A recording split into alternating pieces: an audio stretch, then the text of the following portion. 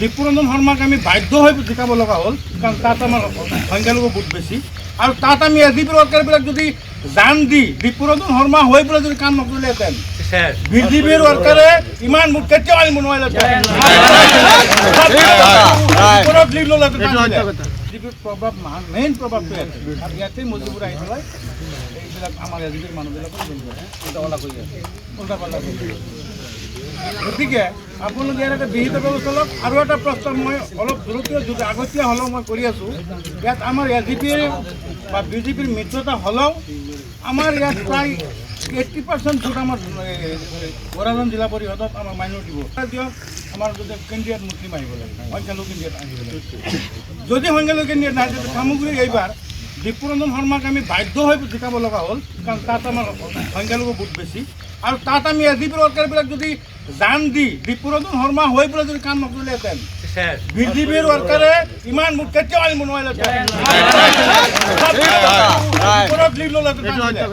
26,000 ভোটত লিড লৈ পাছ কৰিছে দীপুৰঞ্জন শৰ্মা, কিন্তু আমাৰ এজিপিৰ ৱৰ্কাৰবিলাক গুলি লৈ এনেকুৱা কৈছে গুলি ল'ব, এনেকুৱা অৱস্থা কৰি দীপুৰঞ্জন শৰ্মা হৈ কাম কৰিছে।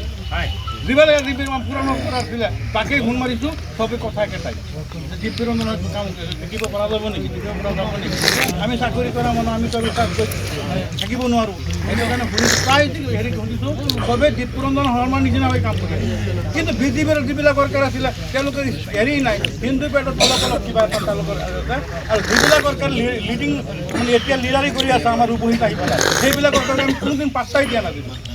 তেওঁলোকৰ যিবিলাক কৰ্মকৰ্তা একদম টপটো বটম যিবিলাক ৱৰ্কাৰ আমাৰ আহি পেলাই অৰুণোদয় বা মুক্ত এইবিলাক কেতিয়াও আমি দেখাই নাই বা কেতিয়াও শুনাই নাই। তেওঁলোকৰ ফিল্ডত ৰাস্তাই নাই তেওঁলোকৰ ক'ৰ পৰা গতিকে সেইটো কাৰণে কৈছোঁ, মই অনুৰোধ জনাইছোঁ যদি মিত্ৰতা হয় তথাপিও এজিপিৰ পৰা আহে কেণ্ডিডেট, যদি মিত্ৰতা হয় এজিপিৰ পৰা আহে, বিজেপিৰ পৰা আহে, যদি চিম্বল আহে তেনেহ'লে চিম্বলটো যাতে সংখ্যালঘু মানুহৰ হৈ আহে।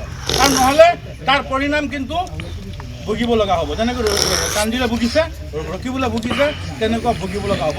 সিদ্ধান্ত লওক, তেখেতে আপোনাৰ স্পষ্টীকৰণ আপুনি দিব লাগিব, কাৰণ আমি যে দল কৰি আছোঁ বহুত কষ্টত কৰি আছোঁ। আৰু যিখিনি মানুহ বিজেপিত গৈ আছে গোটেইখিনি মানুহ এজিপিৰ মানুহ।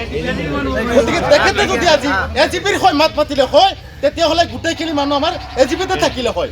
কিন্তু আজি তেখেতৰ কাৰণে আমাৰ এজিপিৰ যিটো স্থিতি আজি আমাৰ দুৰ্বল হ'ব লগা হৈছে। গতিকে আজি আপোনালোকে ইয়াত এটা সিদ্ধান্ত লওক, ইয়াত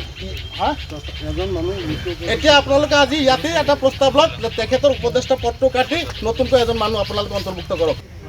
যে মিত্ৰতাবিহীন খেলিলে তেখেতসকলে জিকিব, মোৰ ধাৰণা মতে সিহঁতে নোৱাৰে। কাৰণ যোৱা নিৰ্বাচনত আমি ছেকেণ্ড পজিশ্যনত আছিলোঁ চামগুৰি সমষ্টিত, আৰু বিজেপিয়ে থাৰ্ড পজিশ্যনত আছে।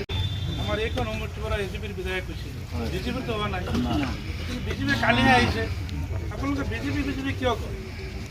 গতিকে মই বেছি কথা নকয়, চবেই ৰাখক। আমি এটা কথাই অনুমান কৰিব পাৰিছোঁ আৰু আপোনালোক সকলোৱে অৱগত হৈছে যে তেওঁলোকে যিটো কয় যে অসম গণ পৰিষদ নাইকিয়া, কিন্তু ইয়াত আমাৰ উপৰোক্ত বক্তাসকলে বহুতেই কৈছে যে অসম গণ পৰিষদ থকাৰ কাৰণেহে আমি উপ নিৰ্বাচনত জয়ী হ'বলৈ সক্ষম হৈছোঁ। এই কথাটোতো আমি মৰ্মে আমি উপলব্ধি কৰিছোঁ বা বাহিৰত থকা মানুহে উপলব্ধি কৰিছে, কিন্তু তেওঁলোকৰ কিছুমানে এই কথাটো উপলব্ধি কৰিব পৰা নাই।